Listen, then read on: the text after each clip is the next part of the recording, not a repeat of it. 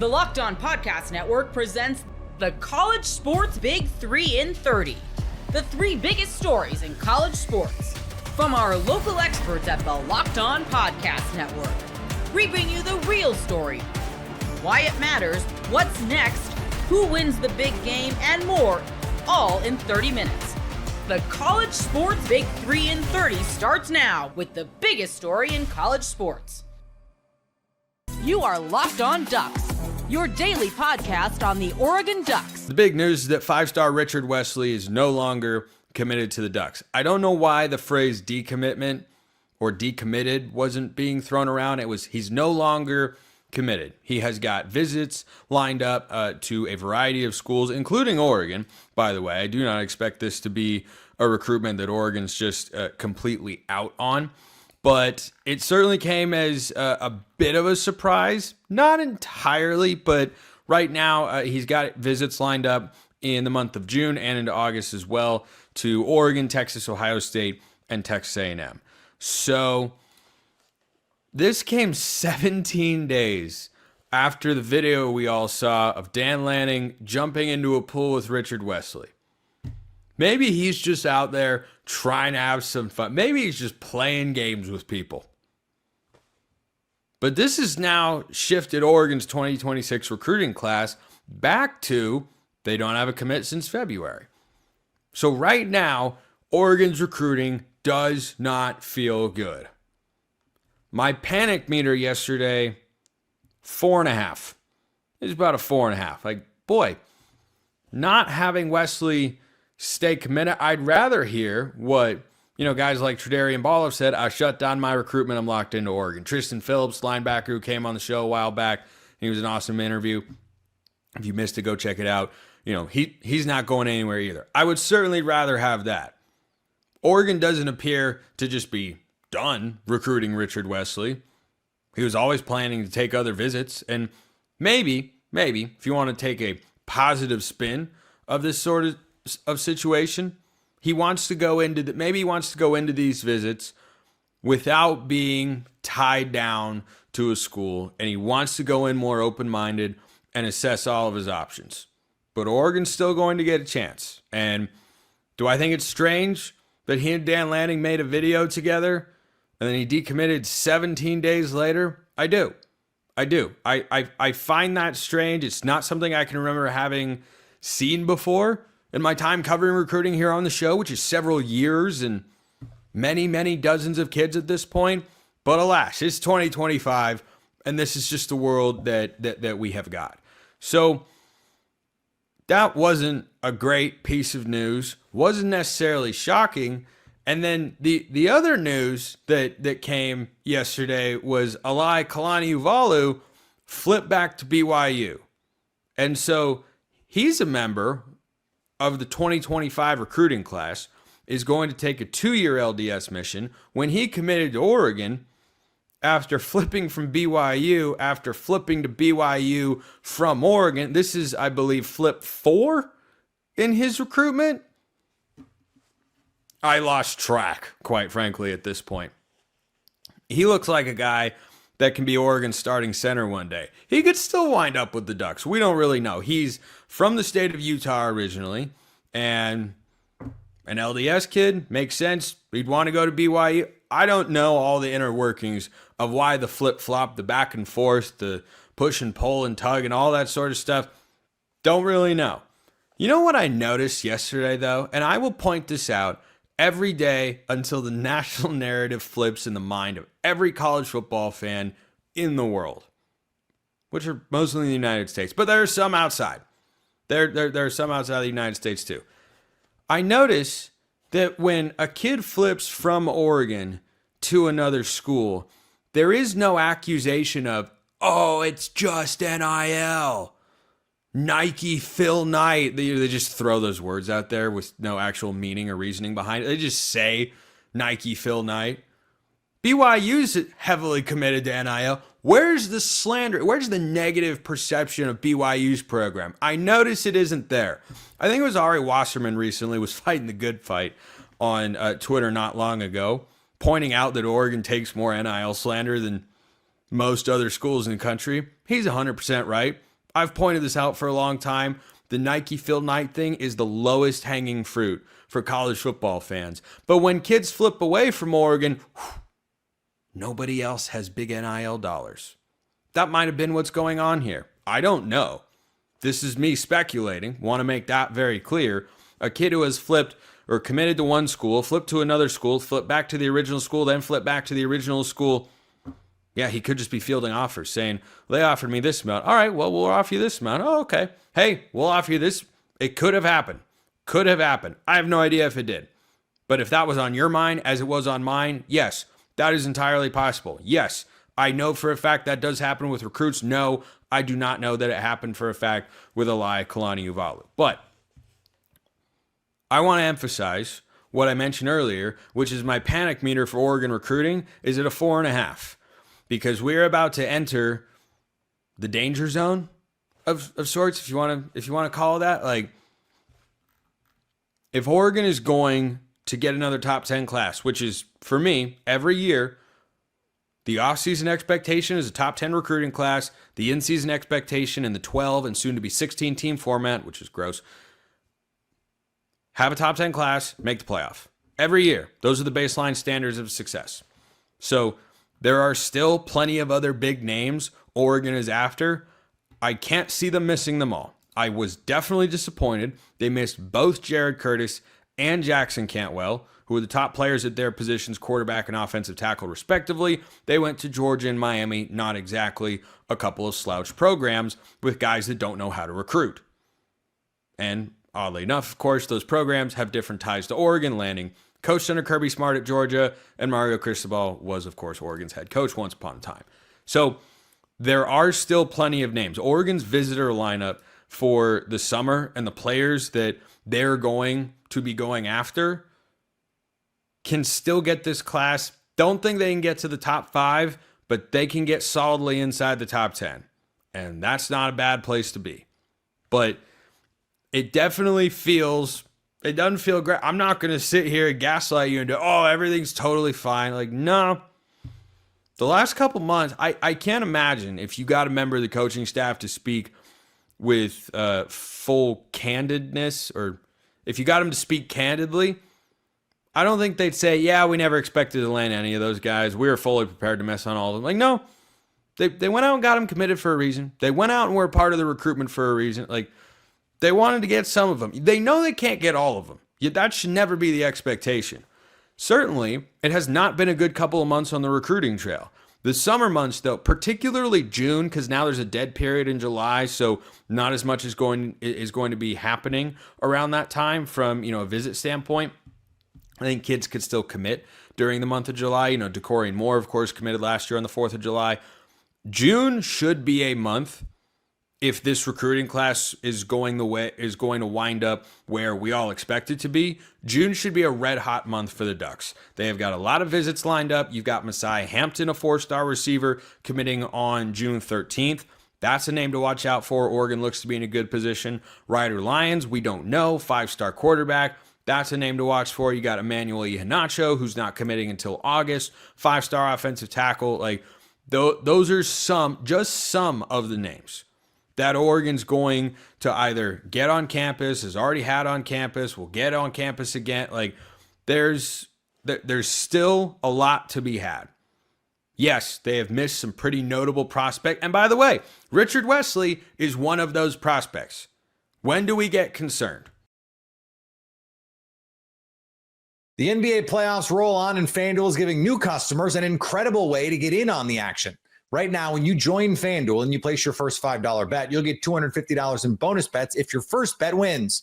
FanDuel makes betting easy, whether it's picking your favorites or diving into player props, from three-pointers to steals to assists. There's so many ways to bet your favorite player props. Plus, after the game tips off, you can even combine live prop bets into a same-game parlay for a chance to win big. Don't miss out. Head to FanDuel.com and claim your $250 in bonus bets today. The Florida Gators are in prime position to go back-to-back after Alex Condon announced his return. You are Locked On Gators, your daily podcast on the Florida Gators. Alex Condon announced his intent to return to Florida this year And this was the thing that go back to during the season, about 3/4 of the way through the regular season, I feel like we really started to hear the hype around Alex Condon as an NBA draft prospect. Like it was no longer just, oh yeah, he's got a high ceiling. It was, hey, NBA teams are going to really like his game. And there's very good reason to like a lot of his game. He's got enough of a jumper that's improved time, or that has improved over time, enough to justify thinking, hey, that jumper should continue improving. He's got, I mean, he's maybe the best passing big man. He's the best passing big man in the country this past year. And a lot of the offense doesn't work if Alex Condon isn't as good a passer as he is. It's as simple as that. Right? A lot of this offense doesn't work if Alex Condon isn't able to thread the needle the way that he could thread the needle. And there were certain points in this past season where he was just, I don't know how to describe it, but he was just ripping it. Like, I don't know what got into him for a little bit, but he was passing with insane levels of confidence, and it was working because he's good enough to do that as a passer. Like, it was like cross court, one hand just heaving it. Like, it was crazy stuff to see. And Alex Condon, I mean, stuff like that's gonna help your stock, right? Tremendous offensive rebounder. Stuff like that helps you. And Alex Condon was going out there and doing it on a nightly basis, crashing the boards, making great passes. He had some, of course, he had boneheaded decisions, boneheaded mistakes. And we saw it happen a lot, even during the national championship. We saw him have 3 travels. Stuff like that is boneheaded.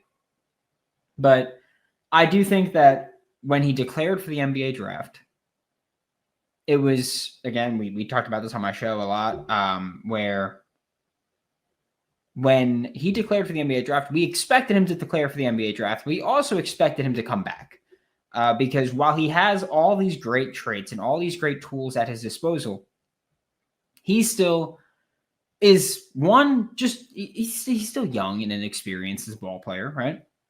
He used to play Aussie rules football more, so he's still learning as a basketball player. So he was just inexperienced there, but he's also just very inconsistent, right? He would have games where he would crush the offensive glass, not the defensive, and opposing teams, even though they'd be way smaller than Florida. Like, again, that Missouri game in the SEC tournament is one that I keep revisiting, and I think, all right, well, stuff like that was scary because you severely outsized Missouri, but they were cooking on the offensive glass because you weren't trying hard enough on the defensive glass. And by you, I don't mean Condon, I mean the Florida Gators. And obviously him being one of the big men, he takes more flack there than others, but everybody deserves a lot of flack for that one. And so there were signs that he could be a great NBA player. I still believe he can be a great NBA player, but there were also signs that, hey, he needs more time to just develop. And the NBA isn't always forgiving or generous with that time to develop. And so I do think that for a lot of guys, it's like, hey, I've said lottery. I said, if you're not a lottery pick, you should strongly consider coming back to college. That's not a Florida thing. That's an anybody thing. Because I think if you're a lottery pick, teams probably feel invested enough in you to justify any struggles you may have. But if you're a later first-round pick or if you're a second-round pick, I think a lot of teams don't give a damn. They're like, all right, I'll go get a veteran that can do these same things and give me that veteran leadership or that experience. And I think that they'll value that. But Alex Condon decided yesterday or announced yesterday to come back. The deadline to withdraw from the NBA draft is today. So there was all that about, is he going to come back? We thought he was going to make the announcement this past weekend, but he ended up having some NBA workouts. And so he had to go through those workouts, get a true gauge of where he's going to get drafted, and then make that decision. And we talked about this with a couple of the insiders yesterday, which if you want to join the Locked On Gators Insider Program, go to joinsubtext.com/LockedOnGators, or the link is in the description below.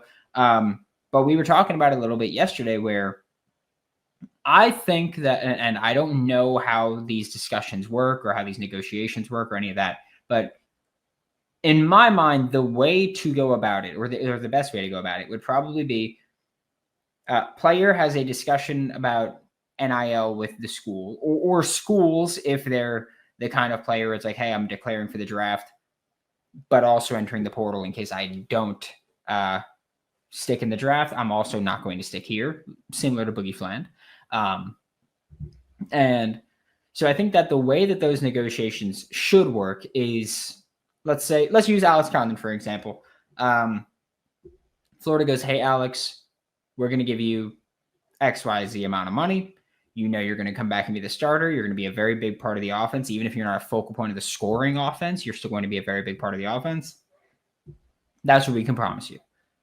And I think that teams should, and again, the way that I think it should work is that schools and teams should give those offers, say, this is our NIL, this is how we plan on using you, this is what the offense is going to look like, this is how you fit into it, all that. And again, in this case for Condon, it was just Florida, but Florida should give him that. And then he can go through his NBA draft process and he could say, all right, well, they're offering me XYZ. If I get drafted 18th, that's the same amount of money I'm going to make. So if I'm told I'm going to get drafted anywhere past 18, then I'm not coming back, or then I'm coming back to school and I'm not sticking in the draft. And we were told that the number was 20 here. That it was basically, hey, if you're not going in the top 20, come on back. And the expectation wasn't that he would go in the top 20. So he's back. But I do think that that's the way it should go. I don't know if that's how it actually works out, but to me, that's the way that I think it should go. That way, the team knows how much money to keep to the side, basically an escrow for if you are coming back. You know what you have waiting for you if you come back. And you know kind of the bar to set of, well, if I don't get picked in by this spot, then I'm coming back. And I think that should be the way to go about it. This Florida Gators roster has now gone from one that was going to undergo just insane levels of roster turnover, right? In terms of how experienced this team is. And that's also a thing where when you have a team that was experienced as Florida last year, like Florida on average, or their average experience on that roster was 2.44 years, okay? Average nationally is 1.73. So on average, teams have guys with less than 2 years of D1 experience. Florida's average was almost 2.5. That's a big gap. That's a very experienced team. Okay? And we knew going into this season, or going into the offseason really, you're going to lose Walter Clayton Jr., you're going to lose Elijah Martin, you're going to lose Will Richard, you're going to see Alex Condon declare for the draft. We here thought you'd see Thomas Houck declare for the draft. He did not. We did not think you'd see Ruben Chinyelu declare for the draft. He did, and he withdrew. A lot of us were expecting Denzel Aberdeen back for another year, but he transferred to Kentucky instead. That's a lot of roster turnover there, right? Sam Alexis, who was playing pretty decent minutes before injuries and roster reshuffling or rotation reshuffling, he transferred out. He's at Indiana now. This is a team that underwent a lot of roster turnover and still has, right? Like we expected it to go under a lot, but it has gone under a lot. But I don't think I've ever seen a team go under as much roster turnover as we've seen. And I still feel as confident as I do about them. And again, if you're new here, maybe you just think I'm being a homer, but I think a lot of people, especially that have been here for basketball coverage, know I'm pretty damn critical of this team. I'm pretty damn critical of all my teams. I try to be as critical as possible because I think that helps eliminate bias. If I am extremely critical of my teams, then I am less likely to be biased because I'm trying to be harsh on them. They're my teams. I have higher expectations for my teams. I expect you to be great. And we now have the Florida Gators returning the best front court in basketball because they were the best front court in basketball last year. I don't think anybody would debate that with you. And if they do, they're wrong. No other way to put it. Alex Condon, Ruben Chinyelu, both coming back. Thomas Houck coming back again. This time he's going to be a starter. He's reportedly going to be starting at the 3. Thomas Howell coming back there at the 3. Micah Hanlockton is coming back at the 5 as well, coming off the bench there. And this is a roster with just stacked talent throughout now, right? They've done everything they can to bring back this front court. Again, Alex Condon, Ruben Chinilu, Micah Hanlockton, Thomas Houck, all back, all significant contributors last year, all key parts of winning the national championship. They brought back the whole front court. Then you bring in the best transfer guard class in the country in Xavier Lee, A.J. Brown, and Boogie Fland. You don't get better than that in the transfer portal. You don't get better than bringing in all those 3. And I know that there are quite a few Florida Gators fans that I think have kind of started to, I don't want to say sour on A.J. Brown because I don't think that's true at all, but they have started to kind of go, all right, well, he's not that great in addition. And I think that's bull, all right? I don't think he's going to be a superstar. I don't think that's the expectation. Even when he committed, I was excited for the commitment. I said, hey, he's either going to be a starter or he's going to be coming off the bench, but I don't view him as like, oh yeah, bona fide starter, superstar player. No, he's just a tremendous 3-point shooter. That's his role. He's supposed to be spacing. That's his role. Spacing, and if you're open, shoot the 3 and make the 3. That's his job. So this has gone from a roster undergoing tremendous levels of roster turnover to a roster that now, I'll tell you this. I placed my bet on April 8th for Florida to win the national championship again. I placed it for them to win the national championship before last season. Placed it in April this time. And yesterday, when Alex Condon announced his return, I texted my degenerate friends and I was like, hey, put Florida to win the national championship again because back-to-backs no longer a possibility. It's the expectation. That's where before, with all the roster turnover and when everything was up in the air, we were like, all right, things can change and who knows who's going to come in the portal, how these guys are going to fit. Now we're looking at it and I look at this team and I say, all right, national championship back-to-back is no longer the goal. It's the expectation. And I think that matters, right? Ben Chase, Florida's director of NIL, he was on this show when he got hired by Florida and he came out here and he said, hey, look, this is the University of Florida. Greatness is not the goal, it's the expectation. And the Florida Gators basketball team has that goal now, or has that expectation now of going back to back once again. And again, that's to say that it's no longer just, oh, we're putting a lot of pressure, we're putting this. That's what they're supposed to do. And now that they've got the best transfer guard class in the country, now that they've got the best front court in the country back, and by the way, I'm not saying that they have the best guards in the country. I don't know that right now. That's a lot about how players are going to mesh with one another. So I'm not going to say that they have the best guards in the country. But I am saying that they have the best transfer guard class in the country. Ever check your bank account and wonder, where did all my money go? Between the dining out, the online shopping, and entertainment, it's easy to lose track. That's where Monarch Money comes in, your personal CFO, giving you full visibility and control over your finances. Monarch Money isn't just a budgeting app, it's a complete financial command center. Track all your accounts, investments, and spending in one place, so stop just managing your money and start building wealth. Instead of juggling multiple apps, you can use Monarch to check your finances, track spending, and even plan long-term goals. Managing money with your partner is smoother than ever. You can track shared and personal accounts, set goals, and stay on the same page without the stress. Take control of your finances with Monarch Money. Use code LOCKEDONNFL at monarchmoney.com for 50% off your first year. That's monarchmoney.com, code LOCKEDONNFL for half off your first year. You are Locked On Cougs, your daily podcast on the Houston Cougars. News of the day Tuesday was initially going to be bad. It was initially going to be bad, to be downhill, and all of the insinuations over the long weekend were that Houston was going to be making a splash in their roster. You had the Landon Gosling tweet with the money signs and lots of people hinting at what they thought was going to happen. And people got messages about what was coming, and people got messages from people who might know what was coming about. Like things were leading in a certain direction.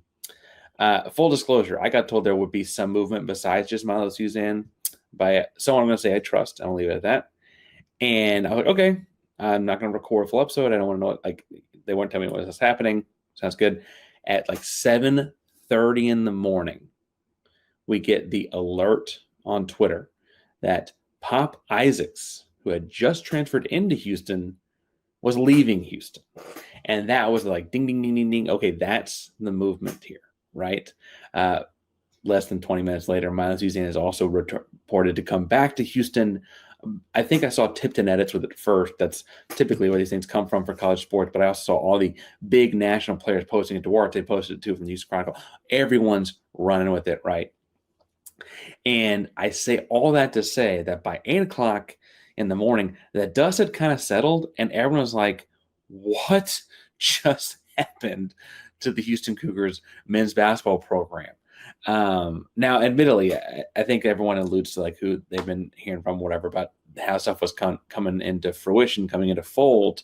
It sounds like, though, both in things I'd heard and things that Kelvin Sampson said publicly in his availability at 11 a.m. on Tuesday, that this was not anyone telling Pop Isaacs he needed to leave. This was not that kind of a conversation, but it's also not the kind of conversation it sounds like where it was like things were going to be guaranteed or given to Pop Isaacs, given the deep roster Houston accumulated. Sounds like Pop Isaacs looked around, saw Miles Usain about to come back as another guard in the rotation, and was like, you know what? For the betterment of his own career, he needed to go somewhere where he could start, somewhere he could play more point guard minutes and do those kinds of things. And best of luck to him at Texas A&M. This is not like an ill wishing kind of thing. I kind of wanted to see the pairing. I thought it was a very, natural pair to put in where LJ Cryer left. We'll talk more about rotation in the second segment, but I didn't think it was so horribly ill fit. And again, I was encouraged by the growth that Houston saw with Cryer and how that could happen with Pop as well. I also want to point out that, like, based on some retweets of stuff that Milos Usain put out there, I still firmly believe that Milos wanted Pop there. Those two guys are both Vegas kids. They did some high school basketball together at different points. I don't have any reason to believe that they wouldn't have played well together from that standpoint, from a getting along standpoint or whatever, right?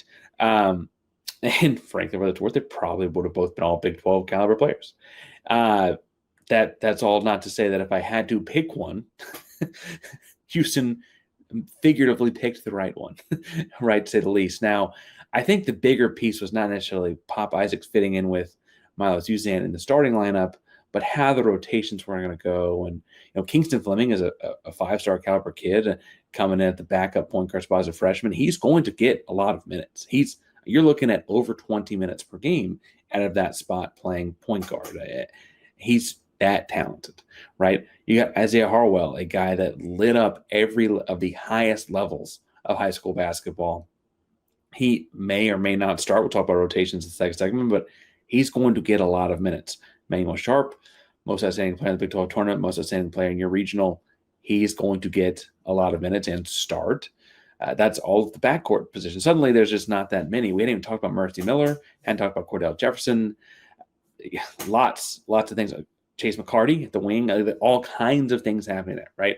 I almost wonder if things like seeing Chase McCarty's development in the last year up close and in person, if the staff being really enthused by him, if it's really more of the bench guys kind of pushing their way into the rotation than the starters, right, as far as what led to Pop Isaacs leaving.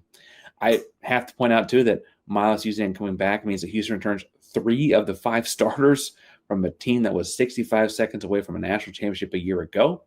That's really, really freaking good in today's college basketball. It's good in any day's college basketball. It's really, really freaking good in today's college basketball. Ultimately, it sounds like Milos, and I have not talked to the Usain camp. This is very much like third, fourth party, so take this as the game of telephone that it is. Did not get enough of the guarantees to warrant going into the draft. Typically, if you look in the second round, you want, a handful of teams, because if a single thing goes differently in the first few picks, or even the first few picks of the second round, everyone's draft board can change.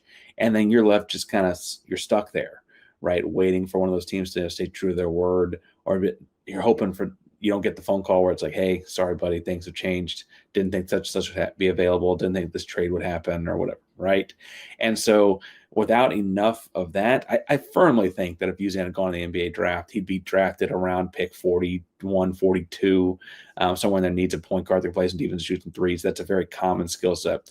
But what this does mean is that Usain gets that feedback Milos gets the feedback from the combine. He gets to return to Houston and implement that feedback in his game and go back to trying out the NBA thing next year. We saw Marcus Sasser do this. He came back and was a first-team All-American and was the American Athletic Conference Player of the Year. Jamal Shed did this, returned to Houston, and was an All-American and the Big 12 Player of the Year. Now, Milos Usain is doing this and hoping to do the same. I'm not saying that they're the only Houston Cougars that have done this, but Quentin's done. Guys have done this across Kelvin Sampson's time. Kelvin Sampson's always been very adamant that this is like a big way, the key way that you need to be selfish for yourself as a college basketball player, because this is your career, right? Milos investigated every point. It sounds like even when Milos called Sampson on like Friday, Saturday, it sounded like from the press conference, right? Sampson was like, listen, take some more time, talk to your family, right? I think that's also really interesting because we hypothesized on this show on Friday's episode, so recorded Thursday, that after the Thursday presser with the Golden State Warriors, Milos Usain was kind of adding up enough of these pro workout, one-on-one workouts or small group workouts where like it felt like enough teams were interested, right, that he might not be coming back.